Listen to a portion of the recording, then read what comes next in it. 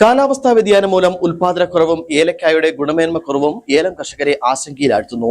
വേനൽ മഴയിലുണ്ടായ കുറവ് മൂലം ഹൈറേഞ്ചിൽ ഏലക്ക ഉൽപാദനം ഗണ്യമായി കുറഞ്ഞതാണ് പ്രതിസന്ധിക്ക് കാരണം. ഏറ്റവും കൂടുതൽ ഏലക്ക ലഭിക്കേണ്ട ജൂലൈ, ആഗസ്റ്റ് മാസങ്ങളിലും ഉൽപാദനം കുറയാനാണ് സാധ്യത. ഏലക്കയുടെ ഉൽപാദനത്തിലുണ്ടായ ഈ ഇടിവ് വരും ദിവസങ്ങളിൽ വിപണിയിൽ ഏലക്കയുടെ വില കുത്തനെ ഉയരാൻ കാരണമാകുമെന്ന് കർഷകർ വിലയിരുത്തുന്നു. മാർച്ച്, ഏപ്രിൽ മാസങ്ങളിൽ ലഭിക്കേണ്ട വേനൽ മഴ കൃത്യമായി ലഭിക്കാത്തതാണ് ഏലം കൃഷിയെ പ്രതികൂലമായി ബാധിച്ചത്. ജൂൺ മാസത്തിൽ കർഷകർ ആദ്യ തവണ വിളവെടുപ്പ് നടത്തിയപ്പോൾ ലഭിച്ച ഏലക്കയുടെ അളവ് മുൻ വർഷങ്ങളെ അപേക്ഷിച്ച് 4/1 ചുരുങ്ങി. ഉൽപാദനത്തിൽ മാത്രമല്ല, ഏലക്കയുടെ ഗുണനിലവാരത്തിലും വലിയ കുറവുണ്ടായിട്ടുണ്ട്.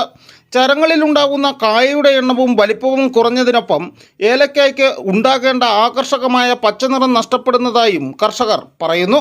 ഏറ്റവും പ്രധാനപ്പെട്ട കൃഷിയായ ഏലം കാർഷിക മേഖല മഴക്കുറവ് മൂലം വലിയ പ്രതിസന്ധിയാണ് ഇപ്പോൾ നേരിടുന്നത്.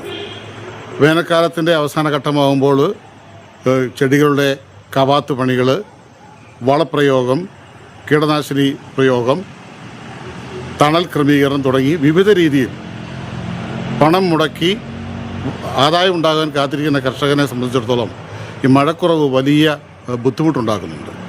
ഏലച്ചെടികളിൽ ഈ സമയത്താണ് യഥാർത്ഥത്തിൽ പൂവ്, കായെല്ലാം ഉൽപ്പാദിപ്പിക്കപ്പെടുന്നത്. മഴ കുറവ് മൂലം ചെടികളിൽ ആവശ്യത്തിന് പൂക്കൾ ഉണ്ടാവുന്നില്ല. അതുകൊണ്ട് ഫലമായി കായകൾ പിടിക്കുന്നില്ല. പിടിക്കുന്ന കായകൾക്ക് പോലും ആവശ്യത്തിന് അരികളില്ല. വലിയ ഒരു പ്രതിസന്ധിയിലേക്കാണ് ഏലം കാർഷിക മേഖല കടന്നു പോകുന്നത്.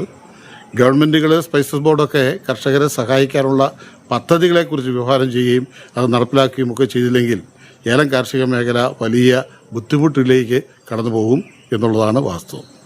നിലവിൽ ക്രമം തെറ്റി പെയ്യുന്ന മഴ മൂലം ഉടുമ്പൻചോല മേഖലയിലെ ഒട്ടേറെ തോട്ടങ്ങളിൽ ഏലകൃഷികൾക്ക് അഴുകൽ രോഗം പടർന്നു പിടിക്കുന്നത് കർഷകർക്ക് ഇരട്ടി പ്രഹരമായിട്ടുണ്ട്. News bureau, Udumbanchola.